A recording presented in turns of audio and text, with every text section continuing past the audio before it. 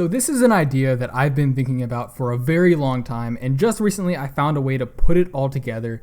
And this is going to be a very, very big theory, and it's going to be a lot to take in. And just realize this is just a theory. It's not 100% set in stone, but I do believe with certain pieces of evidence and certain points, it can all link together and make a lot of sense for most people.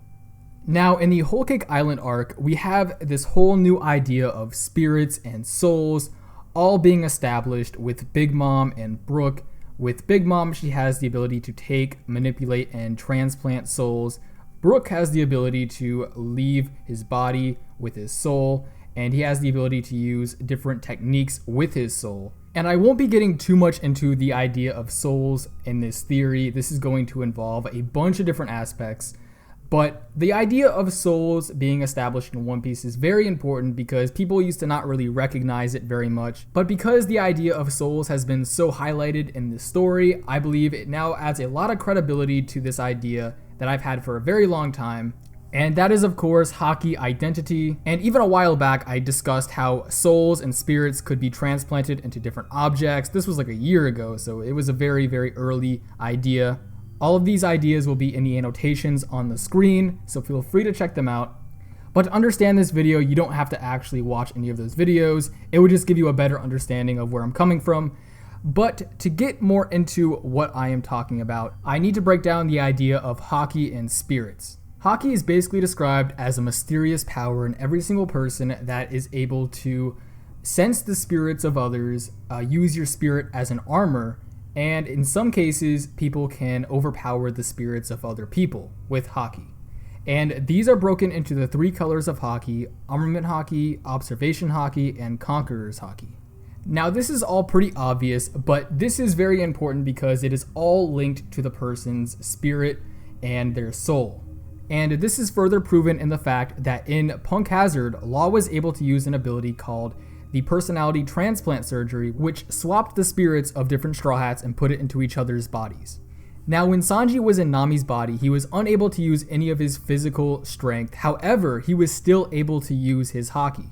And this is only because his spirit and his Haki are linked together and function as one. Now, another point is early on, Blackbeard describes Luffy as having very powerful Kai, or spirit. And in some translations, he actually uses the word Haki, which is interesting because Luffy did not have any of the colors of Haki early on in the series. And this isn't the first time he mentions spirits either. Later on in Impel Down, Blackbeard comments that Luffy's spirit has grown much stronger. And this is where Kai, also known as Ki, begins to sort of make sense in all of this. Now, Ki is a very Eastern idea. It is basically the belief in energy that exists in all living things. And this is sort of the basis for Dragon Ball Z and many other shonen as well. And we know that One Piece took heavy inspiration from Dragon Ball because even the creator said that there would be no One Piece without Dragon Ball. It's very obvious that Haki is inspired by Ki. It even uses the same Japanese symbol as Ki. However, this isn't the only ability in One Piece that relies on spirit or Ki. Some other abilities that rely on spirit or Ki could potentially be Rokushiki, Fishman Karate, and different swordsman styles. Now, both of these martial art styles allow a person to manipulate natural energy, and much like Haki, they actually allow you to damage Devil Fruit users. With Rokushiki, we see the use of natural energy and power being used, especially by Lucci, who is able to damage Luffy with his Roku Ogan. And with Fishman Karate, we have Jinbei being a perfect example. Jinbei was able to use Fishman Karate to stand up to both Luffy and Ace, who are both Devil Fruit users who cannot be harmed by most physical attacks. And even Koala is able to use Fishman Karate, which means that all living beings can use this energy. And one last side example is Okama Kempo, which allows you to use abilities like Ivankov's Death Wink, which sends out shockwaves, and once again goes back to the example of being able to use this sort of life energy to fight. Now, Ki is used in many martial arts and could easily explain this sort of natural energy that is used in One Piece martial arts. And what's interesting is that all of these styles are able to harm Devil Fruit users, which are normally unharmed except by Haki. However, swordsmanship can take this one step further in how a person can use their spirit or natural energy to fight. One example of this is when Zoro was fighting Ryuma in Thriller Bark. We see that Zoro is mysteriously able to summon fire against Ryuma and ignite his wound.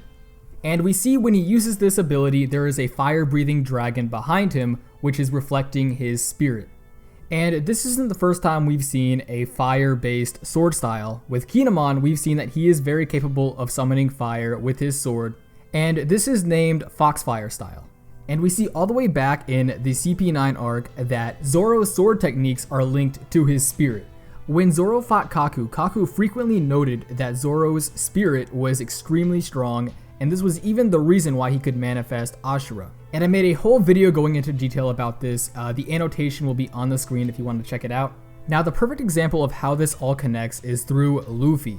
Now, Blackbeard said that Luffy had naturally strong Kai, and this could potentially be why it's so easy for him to learn Haki and many other techniques. And even Rayleigh pointed out that Luffy can naturally learn abilities like Haki very easily, at least compared to most people. And this is because Luffy has a very strong spirit. And people with strong spirits also seem to be able to summon fire. We have the example from before of Zoro being able to summon fire against Ryuma. However, Zoro is also able to maintain fire, and he's unaffected by it because when he fought Mr. 5, he was actually resistant to his flames. With Luffy, we see that he is able to summon fire with Red Hawk, and this is the representation of his brother who had the fire fruit. Now, Sanji, who is frequently able to summon fire, uses flames as his primary weapon.